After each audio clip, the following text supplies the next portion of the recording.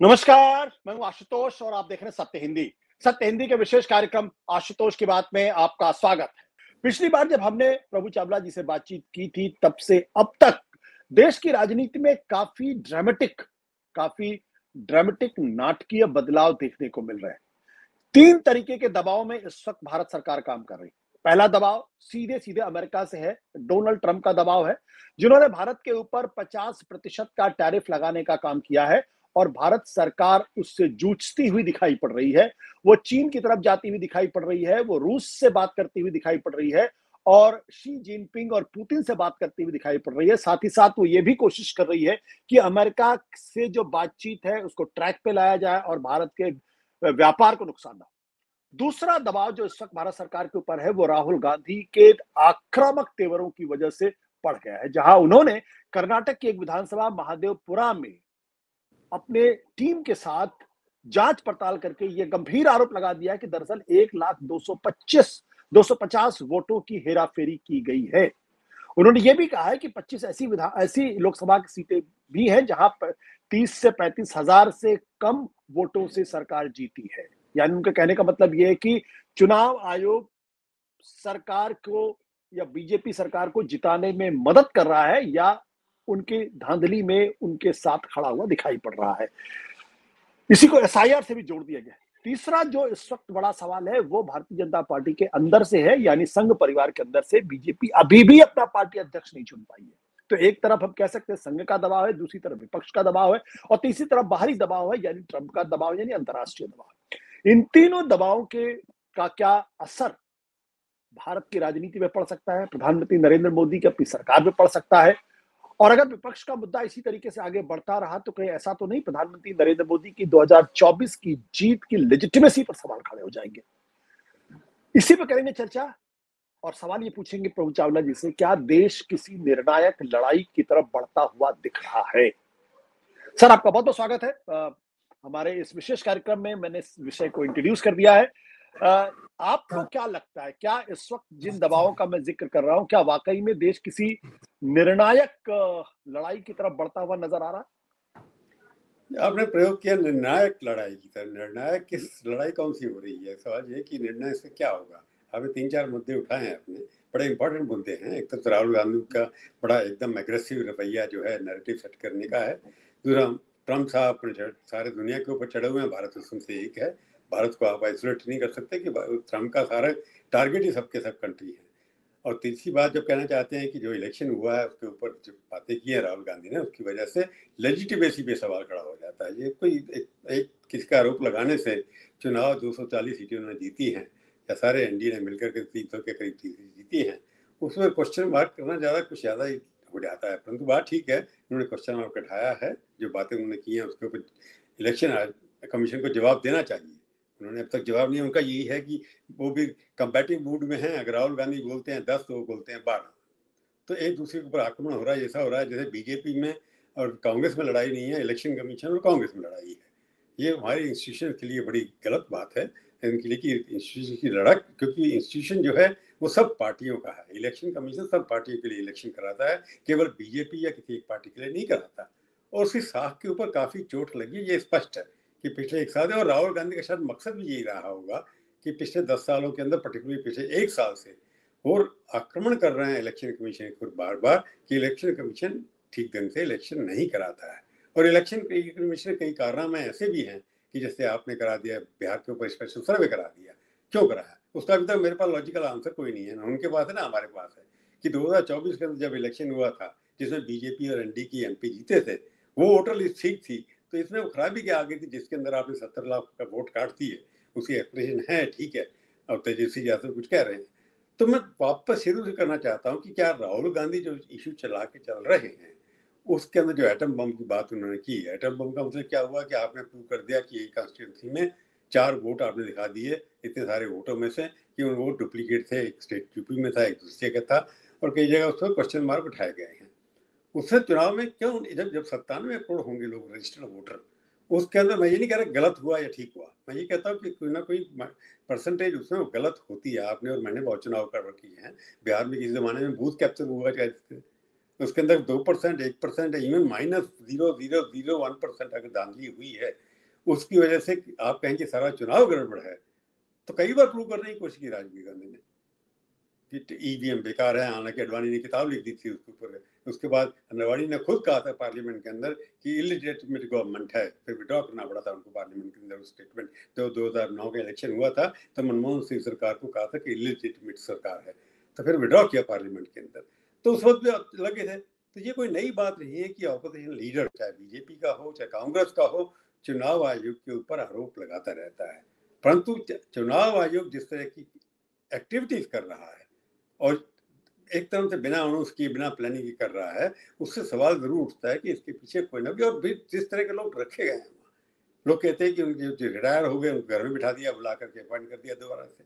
कोई ऐसे बाबू हैं जो पहले सरकार में रहे, घर चले गए, रिटायर हो गए थे, 1 साल के बाद बुला लिया उनको, दोबारा से अपॉइंटमेंट दे दिया। या जो रिटायर होने वाले उनको कांग्रेस सरकार भी करती थी, उन्होंने मनोहर सिंह गिल को मंत्री बना दिया था वहां पर, और अपनी नवीन चावला भी वहां पर चीफ इलेक्शन कमीशन रहे।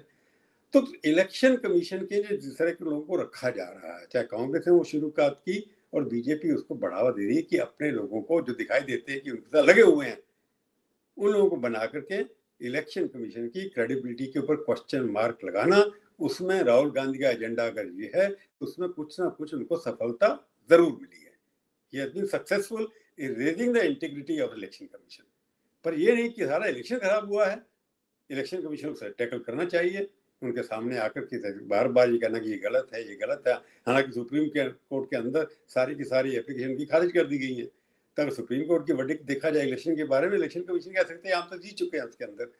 तो अब किसकी बात में नहीं जाए, कैसे इसको सॉल्व किया जाए, इसके लिए सुप्रीम इलेक्शन कमीशन को अपनी साख बचाने के लिए कोई क्रेडिबल सोल्यूशन देना पड़ेगा। इससे बच करके इलेक्शन कमीशन नहीं जा सकता। बट लेकिन प्रभु, सवाल इसी बात को लेकर कि इलेक्शन कमीशन जब क्राइसिस को रिकॉग्नाइज ही नहीं कर रहा है, वो मानने को तैयार नहीं है, वो कह रहा है कि राहुल गांधी जो है एफिडेविट पर लिखकर हमें दें, मतलब फिर तो कोई चीज, कोई डिबेट ही नहीं हो सकती। उनको इस बात का एहसास ही नहीं है कि दरअसल पूरी उनकी इस हरकत से या उनके इस कार्रवाई से पूरा जो इलेक्टोरल प्रोसेस है वो संदिग्ध हो जा रहा है, और लोगों के मन में संदेह बढ़ता जा रहा है कि भाई इलेक्शन कमीशन क्यों नहीं जांच करा रहा, क्यों एफिडेविट की बात करा। ये तो लगभग उसी वाली जैसी बात हो गई कि किसी जगह मर्डर हो जाए तो पुलिस कहे भाई आप पहले एफिडेविट लिख कर दे।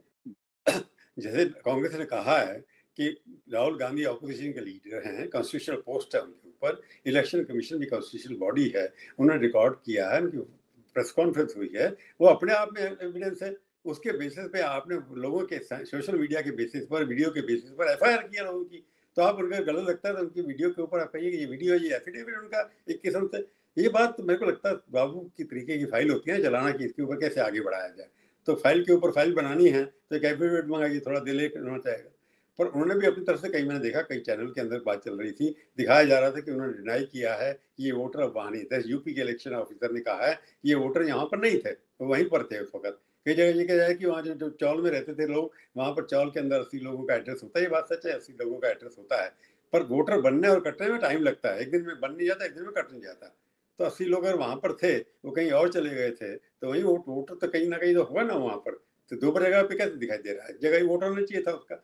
सवाल के घेरे में इलेक्शन कमीशन है। मैंने पहले भी कहा, इसका जवाब तो इलेक्शन कमीशन को देना पड़ेगा। इससे बच नहीं सकता इलेक्शन कमीशन कि उनके यहाँ जो भी हो रहा है वो क्वेश्चन मार्क है। सीजन wife has to be about doubt suspicion. इसके अंदर इलेक्शन कमीशन अपने बैकफुट पे है, उसको आना पड़ेगा। ये तो देश की डेमोक्रेसी के बारे में, जैसे आपने कहा, भविष्य में जाके सवाल जरूर उठ सकता है। अब चुनाव होना है वेस्ट बंगाल के अंदर, वहां भी यही सवाल, सर्वे शुरू होने वाला है। तो सब स्टेट्स के अंदर सर्वे शुरू होने वाला है, तो इसके ऊपर आरोप लगेंगे कि आप सर्वे ये बार बार क्यों कराएं, उन स्टेट्स में जहाँ चुनाव होने वाले हैं। आप कराइए, किसी राजस्थान में कराइए, मध्य प्रदेश में कराइए, जहाँ छत्तीसगढ़ में कराइए, वहां क्यों नहीं करा रहे पीछे। तो एक प्रक्रिया होनी चाहिए, कहना चाहिए उनको कि हमारा फेस प्रोग्राम है, आज यहाँ होगा, कल वहां होगा, परसों वहां होगा। परंतु तो जहां 2024 में इलेक्शन हुए पार्लियामेंट, जिसमें आप जीते हैं, जब सब जगह काफी स्टेट्स में जीते हैं, तो वहां पर सर्वे कराने के पीछे कारण क्या हो सकते हैं, अनलेस ये हो कि यहाँ पर ढूंढ रहे होंगे बांग्लादेशी कितने आए हुए हैं। कहना चाहिए कि हम ढूंढ रहे हैं फॉरेनर्स को, उसके बाद सरकार का हक है। तो ये कहने के लिए बांग्लादेशी आए हैं या ऐसे लोग यहाँ करके वोट बन गए पिछले 1 साल के अंदर, उनको हमने निकालना है। स्पष्टता होनी चाहिए, पारदर्शिता होनी चाहिए, ट्रांसपेरेंसी होनी चाहिए। पर जैसे कि जब जब एसआईआर की शुरुआत बिहार के अंदर हुई तो ये कहा गया कि वे बड़े पैमाने पर बांग्लादेशी हैं, बड़े पैमाने पर वो है। अब जब फर्स्ट ड्राफ्ट आ गया है तो उसमें कहीं बांग्लादेशी का जिक्र ही नहीं है। बांग्लादेशी का नहीं, उन्होंने कहा 70 लाख वोट तो काट दिए ना उन्होंने उसके अंदर। हम्म, अभी तक जो लिस्ट लगाई, अब इलेक्शन कमीशन का एक बात पॉइंट तो है कि अब 5 दिन हो गए हमने ड्राफ्ट इलेक्शन कमीशन को इलेक्शन इलेक्टोरल रोल की दी है सब पार्टियों की, अभी तक एक भी ऑब्जेक्शन नहीं लगाया किसी ने। मैंने आज अखबार में पढ़ा कितना होता है, तो ऑब्जेक्शन लगाना कहीं इतने बड़ी धांधली बाजी हुई होती तो पॉलिटिकल पार्टी जो ऑपोजिशन में, जिम्मेवारी उनकी बिहार के अंदर तो कम से कम जिम्मेवारी आप ऑपोजिशन पार्टी की है, इलेक्टोरल रोल आपके सामने है, आप बताइए कितने गलत है इसके अंदर। अभी तक 4 दिन मैं तो वेट कर रहा हूँ कि लालू प्रसाद यादव की पार्टी या कांग्रेस के लोग वहां पर लिस्ट लेकर आएंगे, देखो जी माधेपुरा में ये वोट थे, ये काट दीजिए, अभी तक यहाँ पर है, उनके वोटर लेकर के आए। कम से कम वहां तो इलेक्शन कमीशन अभी बैकफुट पे ऑपोजिशन लगती है बिहार के अंदर कि मैंने सुप्रीम कोर्ट में मैंने कहा कि हमने आइडेंटिटी देख लिया, हमने अपने दोबारा लिस्ट पढ़ने वाली है। जब ऑब्जेक्शन लेकर सुप्रीम कोर्ट पे जाएंगे, सुप्रीम कोर्ट तो ये मांगेगा कि बताइए भाई कहाँ है नाम, 70 लाख जो कटे हैं, आपके पास वोटर लिस्ट है, सब पॉलिटिकल पार्टीज को दी गई है, उसके ऊपर आप ऑब्जेक्शन लेकर के आइए। तो आप बांग्लादेश की बात छोड़ दीजिए, आपके पास ड्राफ्ट इलेक्टोरल रोल्स हैं, उसके ऊपर ऑब्जेक्शन लाइए। एक मौका है ऑपोजिशन के बाद कि इलेक्शन कमीशन को धराशायी करने का, कि ये देखिए यहाँ पर उन्होंने एसआरआई कराया और उसके अंदर सारे के सारे वोट काट दिए। इस मौके को अगर वो चूक गए तो राहुल गांधी जो कुछ भी कल कहा है सारा मिट्टी में मिल जाएगा अगले 10 दिन के अंदर। बिल्कुल। और जो जो राहुल गांधी जिस तरीके के आरोप लगा रहे हैं, क्या आपको लगता है कि वो सिर्फ विपक्ष के नाम पे, नेता होने के नाम पे सरकार को घेर रहे हैं, सिर्फ इसलिए कर रहे हैं, या आपको भी लगता है कि चुनावी प्रक्रिया में कहीं कुछ गड़बड़ है, उसको दुरुस्त करने की जरूरत है? देखिए राहुल के सामने मैं कहूंगा एक क्राइसिस ऑफ लीडरशिप है कि वो अपने आप, जैसे आपने कहा कि ऑपोजिशन लीडर बनने की पहली बार उन्होंने कोई डिप्लोमेसी की या डिनर डिप्लोमेसी की, सबको बुलाया। कई सालों से लोग कह रहे थे कि राहुल गांधी, पहले सोनिया गांधी बुलाती थी, उन्होंने अब उनका स्वास्थ्य ठीक नहीं, एक्टिव नहीं है, वो बुला नहीं रही, तो उन्होंने डिनर पे जाकर सबको वोटर लिस्ट दिखाई। मेरे को क्या लगता है कि राहुल गांधी ने पहली बार एक ऐसा इशू उठाया, उनके बड़े सोचता तरीके, मैंने कहा भी है, कल भी कहा है, आज दोबारा कह रहा हूँ कि राहुल गांधी को लगता है कि मोदी के साथ, जैसे मोदी से एक बात सीखी है उन्होंने कि सुर्खियों में कैसे रहना है। मोदी जी अपने काम की बात करके सुर्खियों में रहते हैं कि मैंने ये किया, मेरी पार्टी ने ये किया, मेरी सरकार ने ये किया, रोज आंकड़े देते। तो राहुल गांधी के पास भी ऐसा मौका, एक मुद्दा होना चाहिए जिससे वो फ्रंट पेजेस पे आए, टॉप जो बाईलाइन, जो टॉप आपकी टीवी की हेडलाइंस होती हैं साहब प्राइम टाइम में, उसको ग्रैब करें। तो उसके लिए ऐसा इशू उठा जिसमें सब पार्टियां उनके साथ हो जाए। इसमें कोई ये बात तो नहीं कांग्रेस के खिलाफ कोई खड़ा होगा, तो भाई वोटर गलत बन रहे हैं, ममता भी खुश हो जाएगी इसके साथ, सीपीएम वाले भी शायद खुश हो जाएंगे। तो ऐसा मुद्दा उठा लो जैसे उन्होंने पहले भी उठाया था, कॉन्स्टिट्यूशन का मुद्दा, लाल किताब जेब में रखे थे, उसके साथ सारी ऑपोजिशन उनके पीछे लग गई थी। उसके बाद दूसरी बार है ये, पहली बार ऐसा मुद्दा उठाया है जिसके अंदर राजीव गांधी के पीछे सारी ऑपोजिशन पार्टियां खड़ी दिखाई देती हैं। एक तो कैसे हेडलाइन में बने रहे, तीसरा ये है कि उनकी पार्टी इतनी डिमोरलाइज है, 2012 से लेकर के 2025 तक 72 असेंबली चुनाव हुए हैं, 72 विधानसभाओं के चुनाव हुए हैं और 3 पार्लियामेंट के चुनाव हुए हैं। 3 पार्लियामेंट चुनाव के अंदर राहुल गांधी की पार्टी 45 से 99 तक पहुंच गई, ऑपोजिशन रोल भी खत्म हो गया था। 72 असेंबली इलेक्शन में से कांग्रेस पार्टी केवल 3 में राज करती है, 15 बाकी 18 जीती थी कांग्रेस पार्टी और उनके अलाई, इन साल कई जगह दोबारा हार गए, परंतु 18 जीती, यानी 25% स्टेट्स के अंदर चुनाव जीती, केवल 75 में हार गई और पार्लियामेंट भी हार गई। तो इसके बाद क्या लगता है कि राहुल गांधी को लगता है कि मेरी लीडरशिप के अंदर पार्टी जो है कांग्रेस जीत नहीं पा रही है। ऑपोजिशन की पार्टी बिहार के अंदर अगर वो जीते हैं, अगर इतनी सारी सीटें लेके, तो तेजस्वी यादव जीतता है ज्यादा, सिर्फ कर्नाटका और आंध्र प्रदेश, हिमाचल प्रदेश को लेकर के कहीं भी कांग्रेस पार्टी में जीत नहीं पाएगी। तो हमेशा पहले इंदिरा गांधी के नाम से लोग जीतते थे, मोदी के नाम से भारतीय जनता पार्टी जीतती है। तो राहुल को लगता है कि इसको कांग्रेस वर्कर को कैसे कन्विंस किया जाए कि आप हारे नहीं हैं, आप जीते हैं, आपको, आपकी जीत को चोरी की गई है, इतना बड़ा शब्द भी यूज किया उन्होंने। तो चुनाव को कांग्रेस पार्टी के वर्कर को डिमोरलाइज ना होने देना, उसके कैसे कर सकते हैं आप? यही कहेंगे कि आपके वोटर्स पड़े थे पर आप इन पार्टियों ने मैनिपुलेट करके ईवीएम से कर लिया। तो ये एक उनका मुद्दा हो सकता है कि इसको अपनी कमजोरियां, कि हम कांग्रेस पार्टी संगठन नहीं है, कहीं भी प्रदर्शन किसी काम के नहीं हो रहे, दूसरी जगह कर रहे हैं। आप देखिए जितनी बीजेपी पार्टी ग्राउंड पे एक्टिव है, कांग्रेस नहीं है, एजेंडा नहीं है उनके पास, जहां चुनाव होता है वो शुरू हो जाते हैं। तो जहां लीडर तो है उनके बाद राहुल गांधी नेशनल लीडर, मैं मानता हूं कि उन्होंने अपनी पार्टी को जोड़ के रखा हुआ अभी तक। उनके बाद क्योंकि मोदी जी और उनके अंदर 20 साल की उम्र का फर्क है, 54 साल के 74 75 के होने वाले हैं, 75 में हो जाएंगे, तो 20 साल कम है, तो उनके पास समय है अभी लड़ाई करने का। परंतु अपने नेतृत्व को कायम करने के लिए, अपनी पार्टी को डिमोरलाइजेशन से बचाने के लिए, अपनी असफलता को छुपाने के लिए वो किसी ना किसी को तो ब्लेम करेंगे। तो इसलिए मेरे को लगता है ये जो जाना मुझे स्ट्रेटजी है, हर पॉलिटिक पार्टी का हक है जैसे मर्जी करें। तो मैं कहूंगा कि उन्होंने इशू उठाया है क्योंकि उनको लगता है कि इलेक्शन कमीशन की साख क्वेश्चन मार्क में है, लोग विश्वास नहीं करते कि चुनाव निष्पक्ष हो रहे हैं, तो ऐसा मुद्दा उठाना चाहिए जिससे लोगों को विश्वास होना शुरू हो जाए। ऐसे ही कॉन्स्टिट्यूशन को हमने उठाया था कि कॉन्स्टिट्यूशन बदल रहा है, आपकी रिजर्वेशन छिन जाएंगी, उससे क्या हुआ, 55 से 99 सीट चली गई। तो मेरे को लगता है कि ऐसा इशू उठा रहा है जिसमें लोगों के मन में, उनको लगता है, सर्वे कराए होंगे अपनी छोटे उनके पढ़े हुए लोग, अमेरिका से पढ़ के आते हैं लोग, जंग जंग लोग टीम की है, तो सर्वे करते हैं कौन सा इशू कर जाएगा काम। तो मेरे को लगता है ये part of his political strategy to remain as a relevant leader. और ये जो ट्रंप का जो बम चल रहा है, इसको कैसे देखते हैं आप?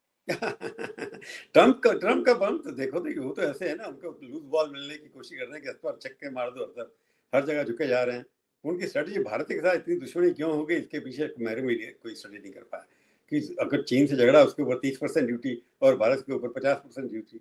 हमारे मोदी जी ने उनके साथ जिससे दोस्ती की, उनकी पीठ में छुरा मार दिया उठा करके, उन्हें हमको नमस्ते ट्रंप बुलाया, अहमदाबाद में दिखाया सब कुछ, हाउडी गोदी वहां पर हुआ। तो जिस तरह की उनकी बॉडी लैंग्वेज थी दोनों की, जो उनका व्यवहार है, वो बड़ा अजीब सा लगता है। इसके अंदर क्या डीप रूटेड बात है कि मोदी से क्यों डरते हैं या भारत से क्यों डरते हैं? मेरे को लगता है कहीं ना कहीं भारत के प्रति डर उनका जरूर है। ये भी लगता है कि मोदी कई बार दोबारा से बाउंस करके कहीं ब्रिक्स को इकट्ठा कर ले।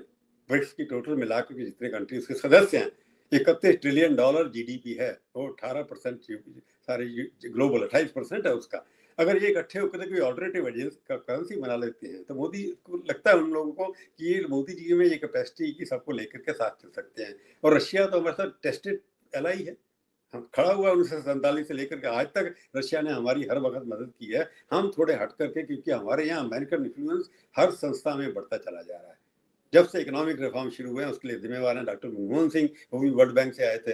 91 से लेकर के अब तक अमेरिकन एस्टेब्लिशमेंट जो है, वो वाशिंगटन के जितने भी लोग हैं, उनके विचारधारा के लोग कॉर्पोरेट सेक्टर को लीड करते हैं, मीडिया को लीड करते हैं, बैंकिंग सिस्टम को लीड करते हैं, गवर्नमेंट में ब्यूरोक्रेसी को लीड करते हैं, नीति आयोग को लीड करते हैं। वो सारे के सारे अमेरिकन सिस्टम को फॉलो करने वाले लोग हैं, model of governance, model of economics, उनको हर फ्री इकोनॉमी ये है। और अमेरिकन जितने भी इंस्टीट्यूशन हैं, अंसवाइन है, मैकेंजी है, ये सब लोग जो हैं गवर्नमेंट के हर इंस्टीट्यूशन में घुसे हुए हैं।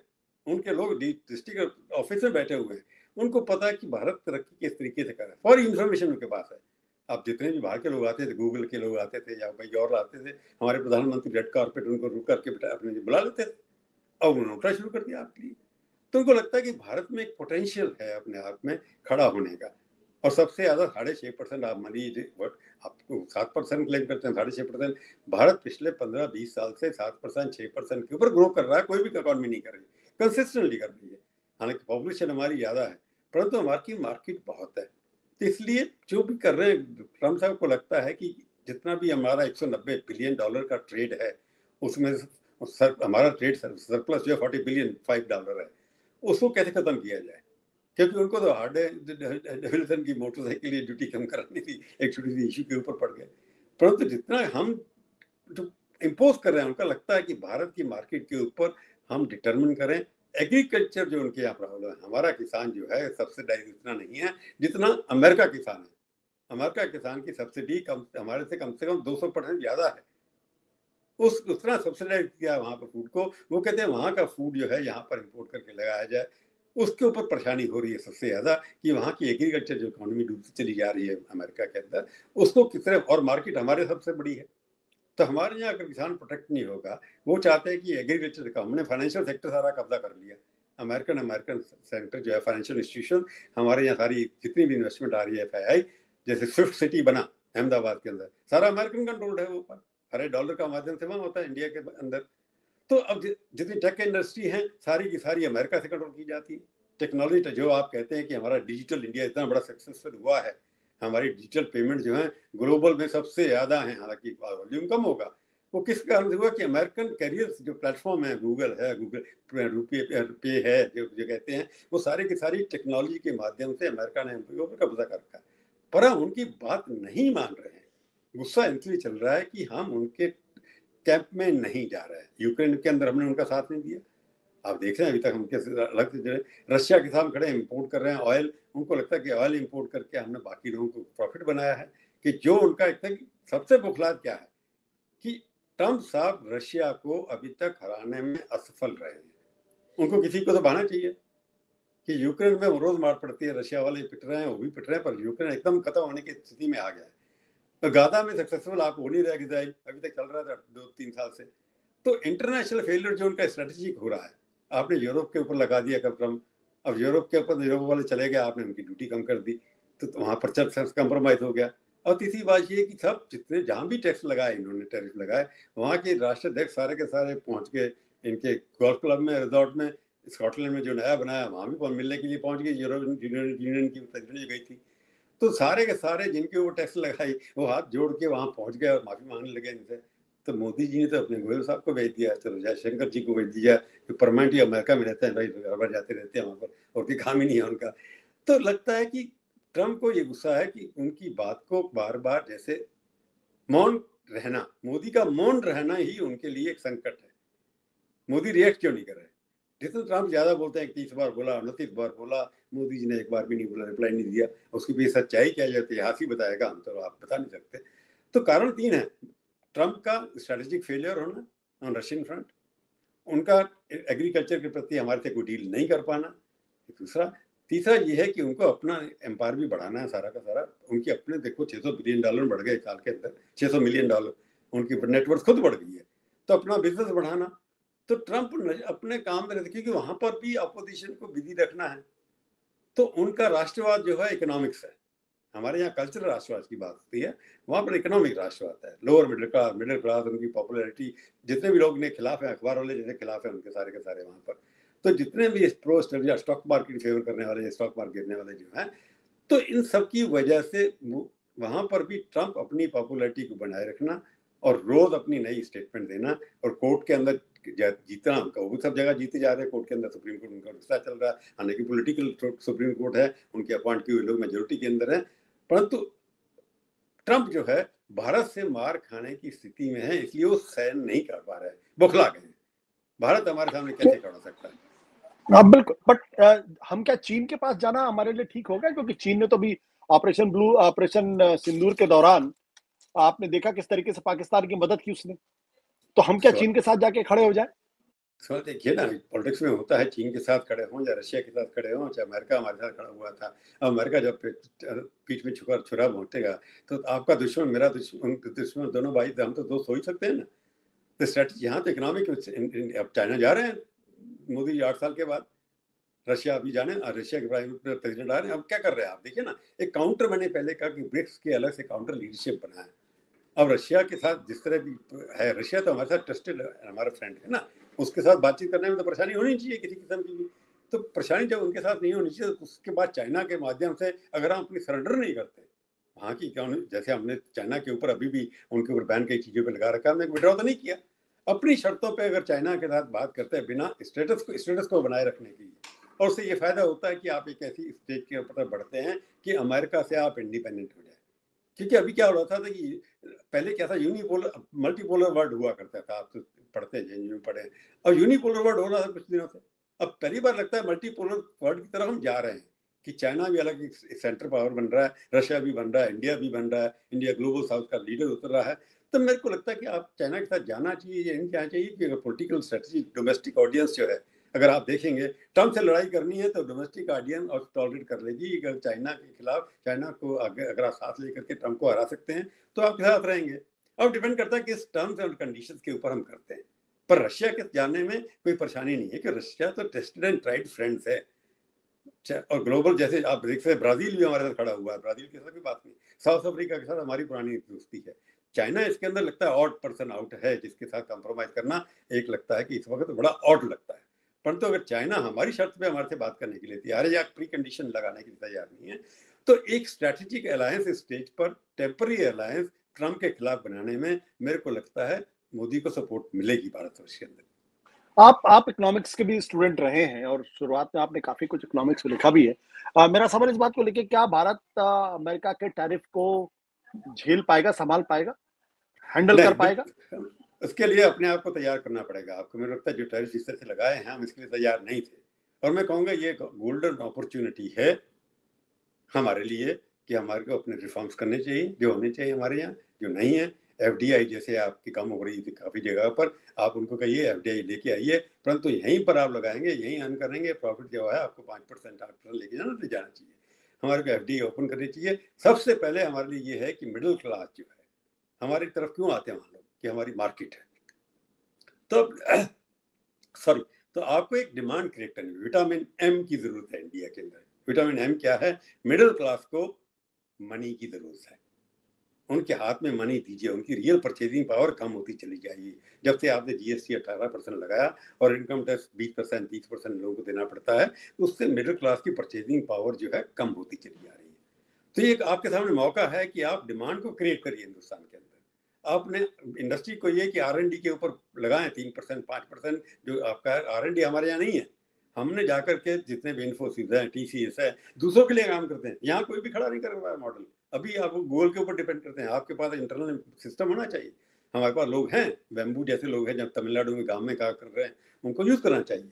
तो एक हमारे लिए अपॉर्चुनिटी है, बैंकिंग सिस्टम को सुधारें, आप FDI को आने दें। अपने जो हमारी जो ईज ऑफ डूइंग बिजनेस है उसके अंदर अभी भी प्रॉब्लम है।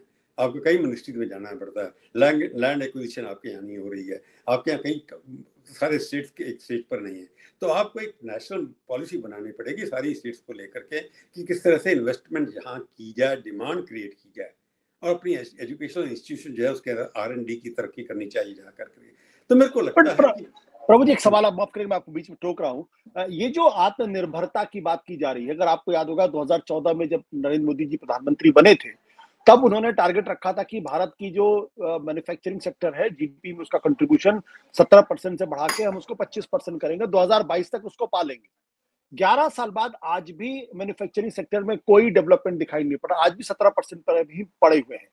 हमने आत्मनिर्भर भारत की बात करते हैं, हम made in India, make in India की बात करते हैं, हम वोकल फॉर लोकल की बात करते हैं, हम स्टार्टअप इंडिया की बात करते हैं, लेकिन जमीन पे कोई डेवलपमेंट दिखाई नहीं पड़ता। आज भी हम वहीं खड़े हुए। तो जैसे आपने कहा ना, क्यों ऐसा बात कहने वाला था जो आपने मेरे को टोका बीच में। स्टार्टअप इंडिया में तो इंडिया का रिकॉर्ड है, बहुत सबसे मैक्सिमम नंबर नए स्टार्टअप हमारे यहाँ बने, कई बिलियन डॉलर्स में इन्वेस्ट हुए हैं, कई उसमें बैठ भी गए, 50% बंद भी हो गए हैं। सक्सेसफुल मॉडल नहीं रहा उतना जितना होना चाहिए था। पर तो आप जो MSME की बात की, 17% मैन्युफैक्चरिंग सेक्टर का भी कॉन्ट्रीब्यूशन है, जो अपने आप में स्टैटिक है, बड़ा नहीं है। ये बात आपकी बिल्कुल सच है कि उसके कारण ये है कि आपने टेक्नोलॉजी के ऊपर ज़्यादा काम दिया, आपने मैन्युफैक्चरिंग के ऊपर ज़्यादा जोर नहीं दिया। इसी बात में आ रहा है कि मैन्युफैक्चरिंग कैसे करेंगे आप, जब तक डिमांड तो हमारे यहाँ ही, हर चीज़ चाइना से आ रही है, सुई भी वहाँ से आ रही है, सब चीज़ें आ रही है। जो सुई हमारे यहाँ बनती थी, सब कुछ जो होता है उसके मैन्युफैक्चर इसके ऊपर, जब मैं कह रहा हूँ कि उसके ऊपर जो आपने जो GST लगा रखा है, जो आपने क्या मैकेनिज्म बना रखा है, आपको MSCs के ऊपर इंटरेस्ट लो कम करने चाहिए, उनको काफ़ी पैसे देने चाहिए। जैसे आप काफ़ी सारे अकाउंट किए, बड़े बड़े इंडस्ट्रीज को दिया जा रहा है पैसा, पर छोटे इंडस्ट्रीज के पास पैसा अभी भी नहीं है। पैसे डिमांड उनसे लेने के लिए, क्योंकि कहा था कि हम 30% लोगों से खरीदेंगे, हमारे जो भी आएगा इंपोर्ट करेगा 30% हमारे लोगों से लेगा। तो जो small scale medium scale industry हैं, जो किसी ज़माने में 20-25-22% कंट्रीब्यूट करती थी, अब 70% कर रही हैं। सर्विस सेक्टर जो किसी ज़माने में 17% करता था, 55% कर रहा है। सर्विस सेक्टर में कोई एसेट क्रिएट नहीं होते, वो तो एक वायर के माध्यम से आपका सारा बिजनेस चल रहा है। तो जो आपने बात की है कि हमारे यहाँ सर्विसेज सेक्टर को जितना एम्फेसिस दिया, उसका प्रयोग टेक्नोलॉजी का अब होना चाहिए। अब देखिए ड्रोन हिंदुस्तान में बनने शुरू हो गए, सबसे ज़्यादा ड्रोन हिंदुस्तान में बन रहे। ड्रोन अपने आप में अब स्मॉल स्केल सेक्टर में आ रहा है, मीडियम में आ रहा है। तो इस तरह से मेरे को लगता है कि आपकी बात ठीक है, सरकार को small scale sector, medium sector के अंदर जो छोड़ रखा था पीछे, अभी तक बड़े बड़े उद्योगपतियों की तरफ देख रहे थे, उनका एक्सपेंशन बहुत हो गया, सब बड़े हो गए। तो अब आपको छोटों को करना पड़ेगा, आपको नए नए अंबानी और अडानी बनाने पड़ेंगे, उस लेवल पे लोगों को लाना पड़ेगा, टाटा भी बनाने पड़ेंगे। तो ये एक ही 3-4 लोगों के जो नाम बार बार आते हैं, उनका नाम बदनामी भी करते हैं, अच्छी भी करते हैं। तो मेरे को लगता है कि कई आपको नए अंबानी, अडानी या टाटा या जो भी कह सकते हैं, रुंगटा नहीं, अपने गोयनका, ये सब जो हैं, जो महिंद्रा हैं, इस तरह के कई एग्जाम्पल छोटे लेवल पे भी खड़े करने पड़ेंगे। नहीं करेंगे तो ट्रंप आपके ऊपर बड़ा हावी पड़ेगा। अगले 2 साल बड़े मुश्किल होने वाले हैं हमारे लिए, कि अगर डॉलर यहाँ चला गया, आपके 200 कम से कम हम कितने बॉन्ड्स में, अमेरिकन बॉन्ड्स के अंदर इतना पैसा लगा रखा, अब विड्रॉ करिए वहां से, थोड़ा इंटरेस्ट मिल रहा है आपको, ऑल्टरनेटिव एजेंसी वाला गोल्ड बॉन्ड में लगाइए आप।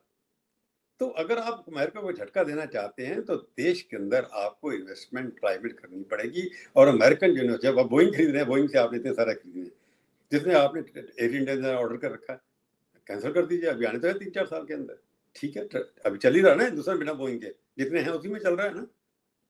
तो एक झटका देना पड़ेगा उसके लिए, जितना पैसा वहां लगा रहे हैं उसको आप हिंदुस्तान के अंदर लगाइए, उसको डेवलप करिए। यहाँ पर आपको अब सड़कें जो बन रही है ठीक बात है, पर आप रूरल जो डिमांड है उसको क्रिएट करिए, रूरल इंफ्रास्ट्रक्चर को बढ़ाइए। तो वहाँ पर जैसे आप बनाना शुरू करें तो वहाँ अपने आप SMEs और MSME शुरू हो जाएंगे। अब व्यक्ति है, अब बारी है हिंदुस्तान में। अमेरिका ने एक दरवाजा खोल दिया है कि हिंदुस्तान की मिडिल क्लास, हिंदुस्तान की रूरल पॉपुलेशन, उसके ऊपर ध्यान दीजिए, वही ट्रंप को हराएगा। नीति और आपकी बातचीत नहीं हराएगी। जो तीसरा सवाल था मेरा वो ये कि प्रेसिडेंट नहीं चुन पा रहे, आखिर कब इस पहेली का हल कब होगा, ये गुत्थी कब सुलझेगी और क्यों नहीं हो पा रहा? किसकी? बीजेपी का अध्यक्ष कौन बनेगा? पिछली बार भी हमने इस बारे में बातचीत की थी, तब आपने कहा था कि मोहन भागवत है तो मुमकिन है, आपने ये कहा था मोहन भागवत है तो मुमकिन है। अब सवाल ये कि उसके बाद भी करीब 2 हफ्ते निकल गए, अभी तक कोई डेवलपमेंट उसमें दिखाई नहीं पड़ रहा और ना उस दिशा में कोई चीजें बढ़ती हुई नजर आ रही।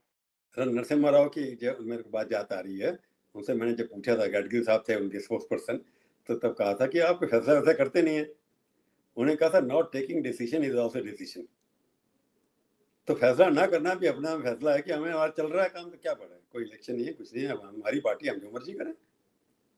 ये बात सच है कि पार्टी के अंदर इंटरनल अभी डिसीजन नहीं हुआ, कॉन्सेंसस नहीं बन रहा है, बिल्कुल नहीं बन रहा है कांग्रेस पार्टी में, क्योंकि अध्यक्ष अपनी मर्जी एक खड़के साहब बन गए, ये एक्सेप्शन हो गया। पहले तो सोनिया गांधी 18 साल तक है ही ना वहां पर, तो नहीं बन पा रहे कि मोहन भागवत और मोदी जी बैठ करके, दोनों के एम से शुरू होते हैं, मोहन जी और मोदी जी जब बैठ जाएंगे तो उससे फैसला हो जाएगा। 27-28 अगस्त को 3 दिन के लिए मोहन जी दिल्ली में हैं, सब लोगों से मिल रहे हैं, तो उससे पहले की बात होगा कि 6 साल हो गए, पहली बार हुआ कि एक अध्यक्ष इतने साल से चला जा रहा है। इससे क्वेश्चन मार्क खड़े होते हैं पार्टी के अंदर कि आपके यहाँ इंटरनल डेमोक्रेसी नहीं है। आपको और वैसे आरोप लग रहे हैं कि आप इंस्टीट्यूशन को तो डिस्ट्रॉय कर रहे हैं, आप उनको चलने नहीं देते, तो अपनी पार्टी में भी आप पार्टी के अंदर चुनाव नहीं कराना चाहते। ये एक चुनाव लड़ है, उसको दूर करने के लिए मेरे को लगता है कि अभी पार्टी के अंदर, संघ और बीजेपी के अंदर कोई कॉन्सेंसस नहीं बना है कि कौन बनना चाहिए। इसी की वजह से वो जो कह सकते हैं कि टक्कर खड़े हुए हैं एक दूसरे के सामने। जब वो दूसरे मिल के बात करेंगे, जब रोटी ब्रेड बट तोड़ेंगे एक दूसरे बैठ करके, मुझे लगता है तब फैसला होगा। जब मोदी है तो मोहन भागवत, दोनों चीजें, दोनों मुमकिन है, होगा, परंतु देर हो रही है, इसके लिए कोई जवाब नहीं है उनके पास। ये पार्टी की कारण क्या है, बात में कहाँ पेच कहाँ फंसा हुआ है, मैंने बताया ना, संघ और मोदी में दोनों में कोई फैसला नहीं हो रहा किसको बनाना है। जैसे फैसला होगा, यही कारण है। क्यों अब ये कहेंगे किस नाम पे, जो भी बनेगा वो तो संघ का, जो भी बनेगा तो स्वयंसेवक ही होगा, तो स्वयंसेवक पर भरोसा क्यों नहीं कर रहे? नहीं, पर मोदी जी स्वयं से खुद, मोदी जी खुद भी तो स्वयंसेवक है ना, उनके ऊपर भरोसा क्यों नहीं करते? मैं स्वयंसेवक, मेरी बात मानिए, दूसरे स्वयं कहते नहीं हमारी बात मानिए। अब कोई ऐसा स्वयंसेवक भी होगा ना जो दोनों की बात मानता होगा, तो वो कौन सा स्वयंसेवक है जो दोनों स्वयंसेवकों की बात माने? उसकी खोज हो रही, उसकी तलाश, उसकी खोज हो रही है कि ऐसा स्वयंसेवक, दोनों स्वयंसेवक की बात करें। एक सीनियर स्वयंसेवक है जिनका नाम नरेंद्र भाई मोदी है, उसे संगाजी ज्यादा है उनकी मोहन भागवत से। मोहन भागवत जी जो सरसंघ चालक है, इंस्टीट्यूशनली वो सब लीडर है। दोनों स्वयंसेवक के बीच में तीसरा स्वयंसेवक कोई ना कोई निकल के आएगा जो आगे ले जाएगा पार्टी को। बहुत बहुत शुक्रिया प्रभु हमसे बात करने के लिए, thank you so much. Thank you sir.